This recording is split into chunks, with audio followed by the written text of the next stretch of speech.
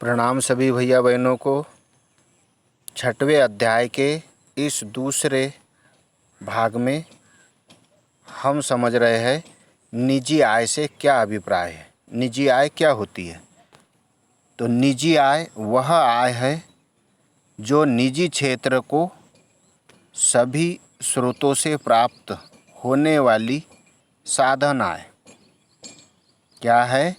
निजी क्षेत्र को सभी स्रोतों से प्राप्त होने वाली साधन आय तथा सरकार से प्राप्त वर्तमान हस्तांतरण तथा राष्ट्रीय ऋण पर ब्याज का योग है। निजी आय जैसे कोई कंपनी है तो उस कंपनी को, उस निजी क्षेत्र को सभी स्रोतों से प्राप्त, जितने प्रोडक्ट बना रही है वो उतने प्रोडक्ट से होने वाली साधन आय। साधन में सेवा क्षेत्र भी आ जाएगा और प्रोडक्ट जितना उत्पादित कर रहा है वह भी साधन आय तथा सरकार से प्राप्त वर्तमान राशि हस्तांतरण, जो भी सुविधाएं मिल रही है सरकार से प्राप्त वर्तमान हस्तांतरण तथा राष्ट्रीय ऋण, जो उस प्रोडक्ट को बनाने के लिए ऋण प्राप्त किया है, राष्ट्रीय ऋण पर ब्याज का योग निजी आय कहलाएगा। अब दूसरा प्रश्न, व्यक्तिगत आय क्या है? व्यक्तिगत आय से आशय उस आय से है जो किसी देश में एक वर्ष की अवधि में व्यक्तियों अथवा परिवार द्वारा वास्तविक रूप से प्राप्त होती है, व्यक्तिगत आय कहलाती है। व्यक्तिगत आय क्या है? किसी देश में एक वर्ष की अवधि में व्यक्तियों अथवा परिवार द्वारा वास्तविक रूप से प्राप्त आय। इसका सूत्र है व्यक्तिगत आय बराबरी से राष्ट्रीय आय ऋण निगम कर ऋण अवतरित व्यावसायिक लाभ ऋण सामाजिक सुरक्षा अंशदान धन हस्तांतरण भुगतान। तो व्यक्तिगत आय में से हम राष्ट्रीय आय में से क्या घटा देंगे? निगम कर। उसमें से घटाएंगे अवतरित व्यावसायिक लाभ, उसमें से घटाएंगे सामाजिक सुरक्षा अंशदान।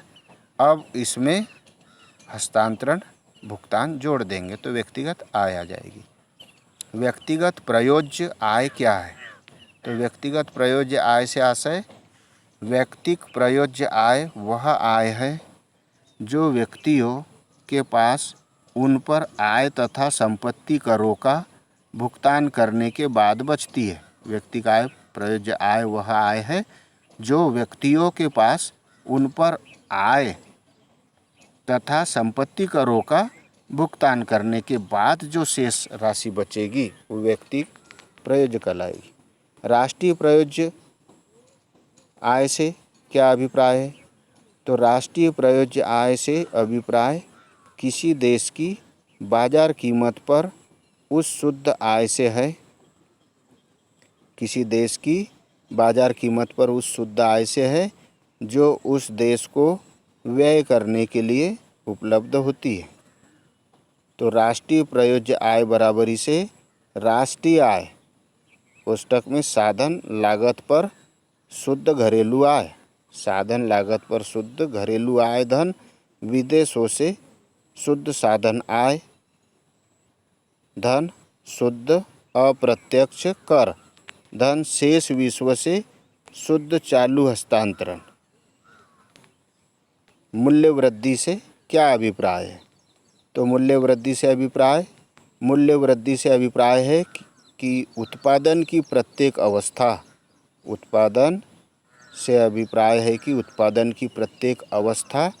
में प्रत्येक फर्म द्वारा वस्तु के मूल्य में कितना मूल्य जोड़ा गया है। उत्पादन की प्रत्येक अवस्था में प्रत्येक फर्म द्वारा वस्तु के मूल्य में कितना मूल्य जोड़ा गया है, मूल्य वृद्धि कहलाती है। दोहरी गणना से आप क्या समझते हैं? प्रश्न है दोहरी गणना क्या है? तो जब एक वस्तु के मूल्य की गणना एक बार से अधिक होती है तो इसे दोहरी गणना कहते हैं। इसके फलस्वरूप राष्ट्रीय आय में अनावश्यक रूप से वृद्धि होती है। प्राथमिक क्षेत्र को परिभाषित कीजिए। प्रश्न है अगला, प्राथमिक क्षेत्र क्या है?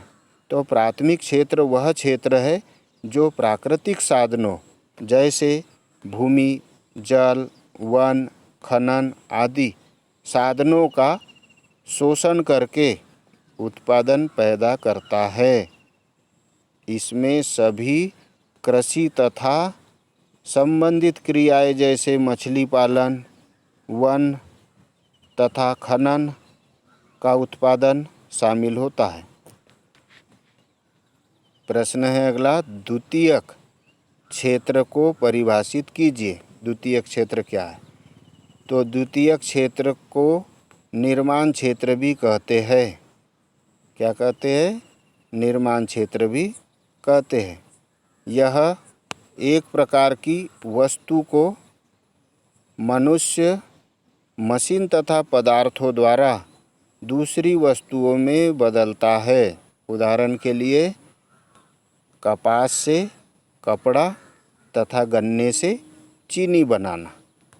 द्वितीयक क्षेत्र। प्राथमिक क्षेत्र में क्या आता है? प्राकृतिक संसाधनों का दोहन करके उत्पादन पैदा करना जैसे कृषि, मछली पालन, वन, खनन। और द्वितीयक क्षेत्र क्या है? निर्माण क्षेत्र आता है इसमें। यह एक प्रकार की वस्तु को मनुष्य, मशीन तथा पदार्थों द्वारा दूसरी वस्तुओं में बदलता है। एक वस्तु को दूसरी वस्तु में बदलना, जैसे कपास कृषि से उत्पादित हुआ, प्राथमिक क्षेत्र से उत्पादित हुआ, अब इसको कायम परिवर्तित किया कपड़े में। गन्ना काय से उत्पादित हुआ? कृषि से। अब द्वितीयक क्षेत्र में चीनी के रूप में इसको उत्पादित किया। तो यह है द्वितीयक क्षेत्र। तृतीयक क्षेत्र क्या है? तो तृतीयक क्षेत्र को सेवा क्षेत्र भी कहते हैं, जो प्राथमिक तथा गौण क्षेत्र को सीमाएं प्रदान करता है। सेवा क्षेत्र जो तृतीयक क्षेत्र और गौण क्षेत्र होगा उसको सीमाएं प्रदान करेगा। इसमें बैंक कृषि को ऋण देता है, द्वितीयक क्षेत्र को भी कपड़ा मिल को ऋण देता है, सहयोग देता है। चीनी भी उत्पादन क्षेत्र जो होता है, चीनी मिले, इनके लिए भी बैंक मदद करता है, बीमा करता है, यातायात की सुविधा पहुंचाता है, रोड या संचार के साधन, व्यापार के लिए बाजार उपलब्ध कराता है तथा वाणिज्य आदि शामिल होते हैं। बेचने का काम, खरीदने का काम यह तृतीयक क्षेत्र में आता है। तो तृतीयक क्षेत्र क्या कहलाएगा? सेवा वाला क्षेत्र। किसको सेवा पहुंचाता है? प्राथमिक और द्वितीयक क्षेत्र, गौण क्षेत्र को क्या प्रदान करता है? सीमाएं प्रदान करता है। यह इसमें बैंक, बीमा, यातायात, संचार, व्यापार, वाणिज्य आदि शामिल होते हैं। अब आते हैं मिश्रित आय क्या है? वह आय जो व्यक्ति के समस्त साधनों से प्राप्त होती है, मिश्रित आय कहलाती है। व्यक्ति के समस्त साधनों से प्राप्त आय को मिश्रित आय कहते हैं। अब लघु उत्तरीय प्रश्न की ओर चलते हैं, 4 अंकों वाले, क्योंकि इस इकाई से 4 अंक के भी प्रश्न पूछे जाएंगे। यह महत्वपूर्ण प्रश्न है। स्टॉक और प्रवाह के बीच अंतर बताइए। तो स्टॉक और प्रवाह के बीच अंतर, क्रमांक, स्टॉक और प्रवाह। तो पहला आता है स्टॉक का अर्थ किसी एक विशेष समय बिंदु पर मापी जाने वाली आर्थिक चर की मात्रा। स्टॉक का अर्थ क्या है? किसी एक विशेष समय बिंदु पर मापी जाने वाली आर्थिक चर की मात्रा। और प्रवाह क्या है? एक आर्थिक चर की वह मात्रा जिसे किसी समय अवधि के दौरान मापा जाता है। समय बिंदु पर मापी जाने वाली आर्थिक चर की मात्रा स्टॉक कहलाएगी और समय अवधि के दौरान प्रवाह के दौरान मापी जाने वाली प्रवाह कहलाएगा। दूसरा, स्टॉक का कोई समय परिमाप नहीं होता और प्रवाह का समय परिमाप होता है, जैसे प्रति घंटा, प्रति दिन, प्रति मास, प्रति वर्ष आदि। प्रति घंटा, प्रति दिन, प्रति मास और प्रति वर्ष यह प्रवाह के परिमाप है, जबकि स्टॉक का कोई समय परिमाप नहीं होता। तीसरा, स्टॉक एक स्थैतिक अवधारणा है और प्रवाह एक गणनात्मक अवधारणा है। चौथा उदाहरण आता है मुद्रा का परिमाप। मुद्रा का परिमाप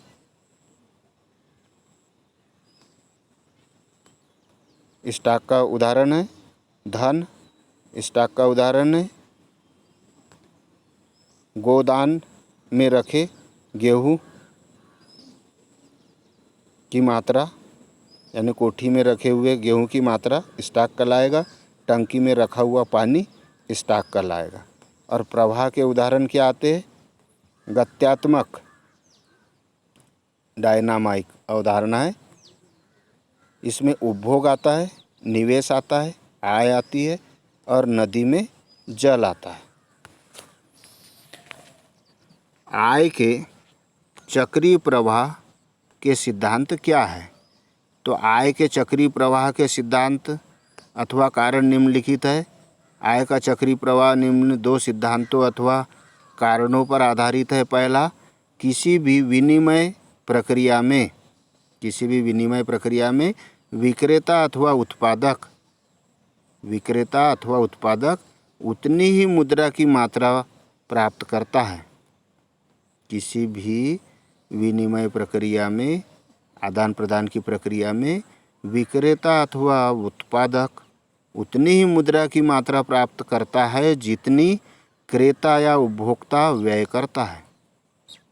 अर्थात क्रेताओं द्वारा खर्च की गई राशि विक्रेताओं द्वारा प्राप्त की गई राशि के बराबर होती है।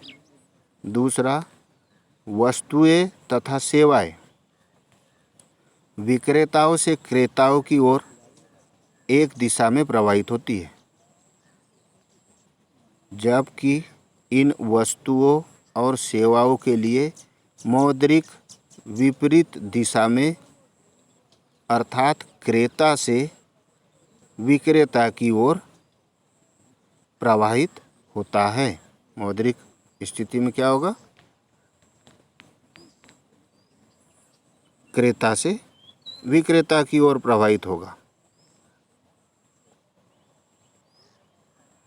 और वस्तुएं तथा सेवाएं विक्रेताओं से क्रेताओं की ओर प्रवाहित होती है। तो आय का चक्रीय प्रवाह चलते रहता है। विक्रेता से पैसा क्रेता के पास जाएगा, क्रेता से पैसा विक्रेता के पास जाएगा। सकल घरेलू उत्पाद की विशेषताएं बताइए। सकल घरेलू उत्पाद क्या है? तो सकल घरेलू उत्पाद की विशेषताओं में नंबर 1 है, इसमें केवल देश की घरेलू सीमाओं में उत्पादित वस्तुओं और सेवाओं को ही सम्मिलित किया जाता है। इसमें केवल देश की घरेलू सीमाओं में उत्पादित वस्तुओं और सेवाओं को ही सम्मिलित किया जाता है। और दूसरी विशेषता, यह उत्पादनों के सकल मूल्य का माप प्रस्तुत करता है। सकल यानी ग्रॉस शब्द इसलिए जोड़ा गया है क्योंकि मूल्यह्रास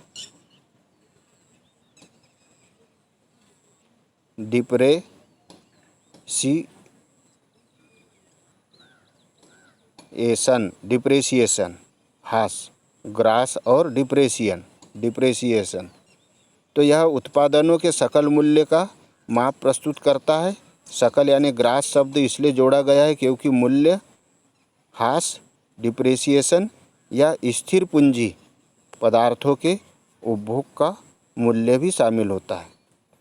तीसरा, सकल घरेलू उत्पाद में केवल अंतिम वस्तुओं व सेवाओं के मूल्य की गणना की जाती है।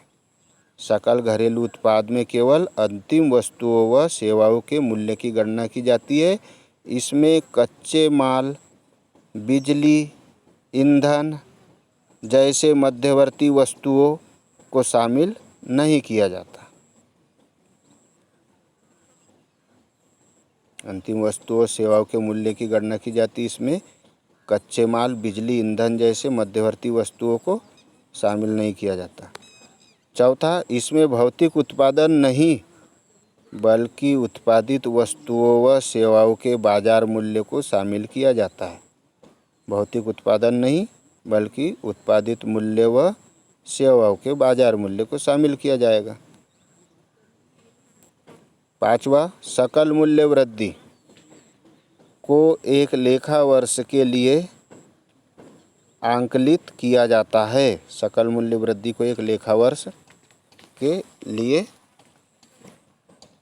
आंकलित किया जाएगा। एक लेखा वर्ष जैसे ही समाप्त होता है, सकल मूल्य वृद्धि समाप्त हो जाती है। इसका मापन, पांचवा, इसका मापन प्रचलित कीमतों पर किया जाता है। यदि हम 2017 का जीडीपी ज्ञात करना चाहते हैं तो इसमें केवल 2017 में ही उत्पादित वस्तुओं को शामिल किया जाएगा। उसमें 2016 की वस्तुओं को शामिल नहीं किया जाएगा, भले ही उनका विक्रय 2017 में किया जाए। अगला प्रश्न आता है, जीडीपी और जीएनपी में क्या अंतर है? जीडीपी और जीएनपी, जीडीपी तथा जीएनपी में अंतर। तो कॉलम बनाएंगे हम। क्रमांक दूसरा सकल घरेलू उत्पाद जिसको जीडीपी कहते हैं, और अगला सकल राष्ट्रीय उत्पाद जिसको जीएनपी कहते हैं। पहला अंतर आता है, जीडीपी देश के घरेलू क्षेत्रों में उत्पादित सभी अंतिम वस्तुओं तथा सेवाओं के मौद्रिक मूल्य को बताता है। जीडीपी क्या बताता है? देश के घरेलू क्षेत्र में उत्पादित सभी अंतिम वस्तुओं तथा सेवाओं के मौद्रिक मूल्य को बताता है। सकल राष्ट्रीय उत्पाद जीएनपी क्या बताएगा? जीएनपी देश में सामान्य निवासियों द्वारा उत्पादित अंतिम वस्तुओं तथा सेवाओं का बाजारी मूल्य होता है।